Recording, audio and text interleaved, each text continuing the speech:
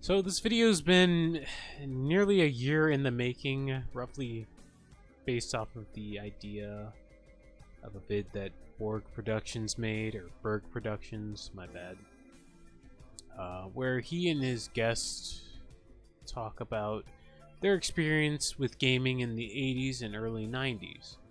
So as a bit of a youngster, relatively speaking, I decided to make my own version where I talk about my experiences with gaming in the mid to late 90s to early to mid 2000s. So without a further ado, let's begin. So my first experience with gaming was with the SNES, as well as some NES games, but I would have to say the SNES version of Wario's Woods was like one of the first gaming memories I remember picking up as a small child. It was a decent middle-of-the-road puzzle game with fast-paced gameplay combined with whimsical music and visuals that just hooked me in. Eventually, I would start renting games every Friday with my older brother when I got a bit older and my motor skills kind of developed. Usually NES, SNES, and Genesis games, but mostly SNES and Genesis. Those were some of my favorite consoles. From then on, I was hooked on gaming. I still remember sitting in my underwear playing one of the SNES Bomberman games while scarfing down Captain Crunch. Simpler times.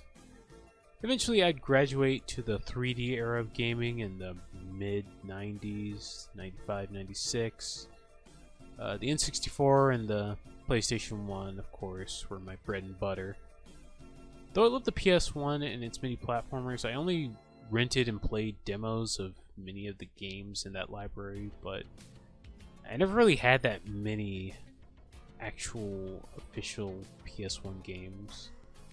Really, I kind of revisited a lot of those old games when I grew older, but I mostly gravitated towards the N64, probably because I was a kid.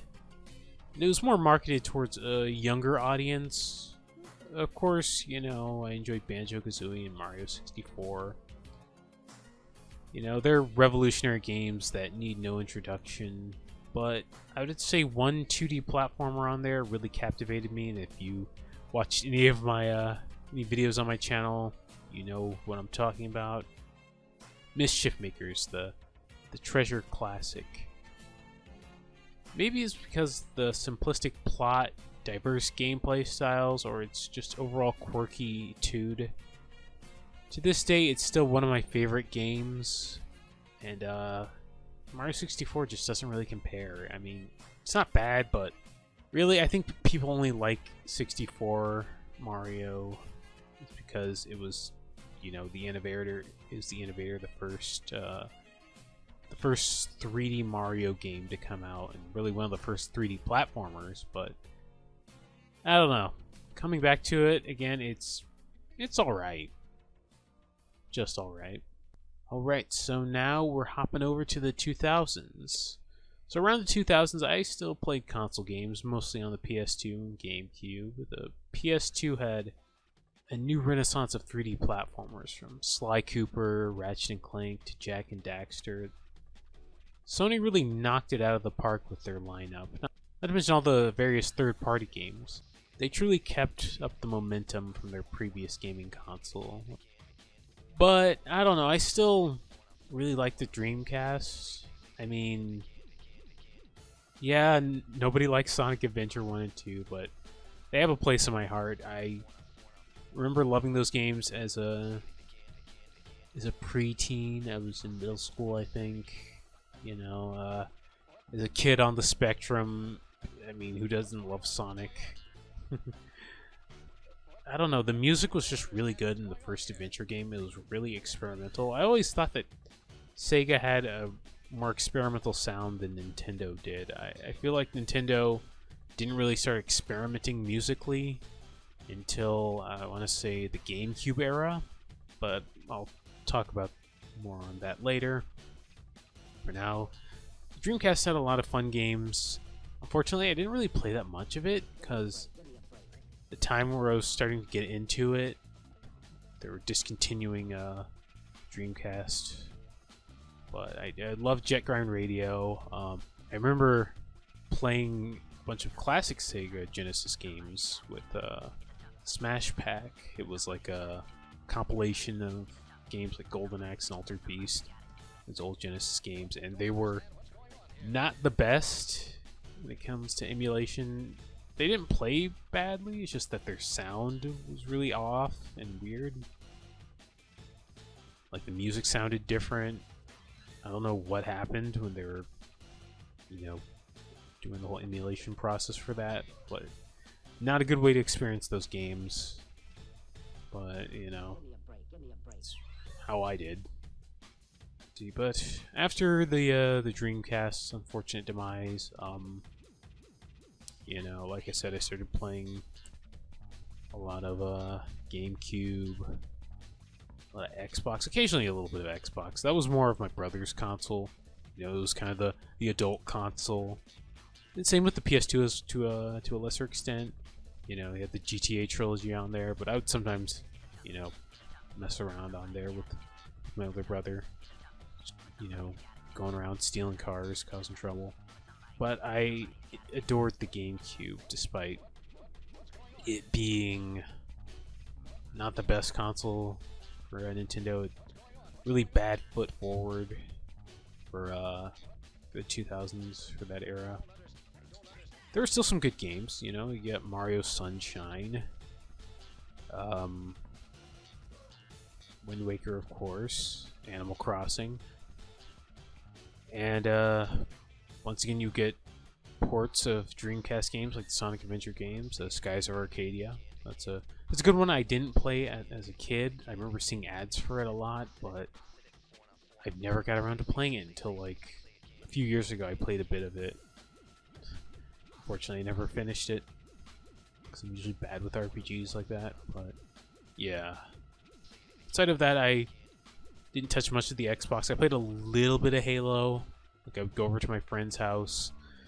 We would play Halo 2 death matches. Psychonauts. That's a good Xbox game. Classic platformer. Really crazy, funky art style.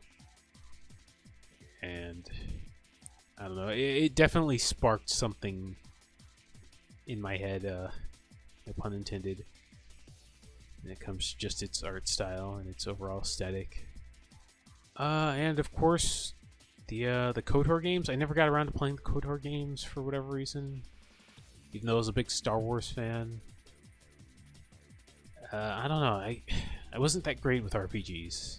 As a kid. I enjoy RPGs now, but as a kid I just didn't have the patience to play a lot. So eventually, my best friend would help me get into PC gaming around the late to mid 2000s. I want to say I was in high school when this happened. But for the most part, I still played console games around that time, mainly on the Wii. And while it was better than the GameCube, like Mario Galaxy is still a banger, even if I still never finished it officially. Like I would go over to my friend's house and play it a lot, but I've never actually played it myself. No More Heroes helped bring Suda's really distinct flavor of madness to a new generation of gamers. Like, yeah, Killer 7 was great, but I think No More Heroes was the more accessible, I guess, game. It was just a simple action game, but it had an amazing soundtrack, an interesting story with just so many layers to it. And Red Steel, that was a thing. The console itself was good, but the motion control gimmick was misused in places where you could just use a regular controller. And so much shovelware was just tossed onto that console, man. And I think that's what caused it to kind of choke to death, even though there was a lot of great games made for it.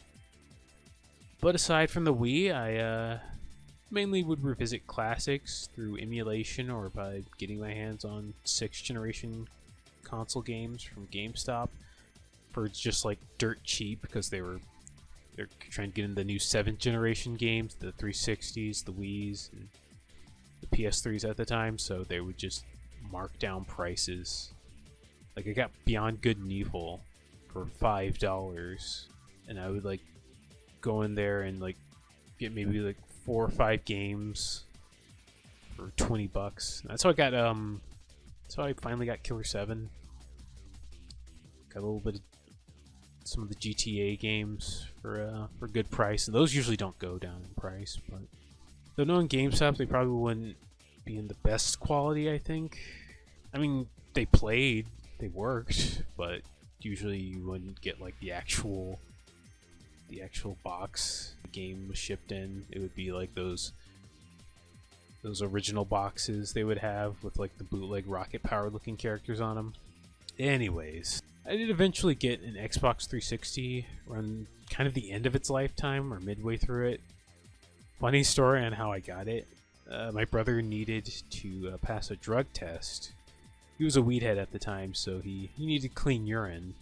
So basically he bribed me for an Xbox 360 in exchange for clean urine.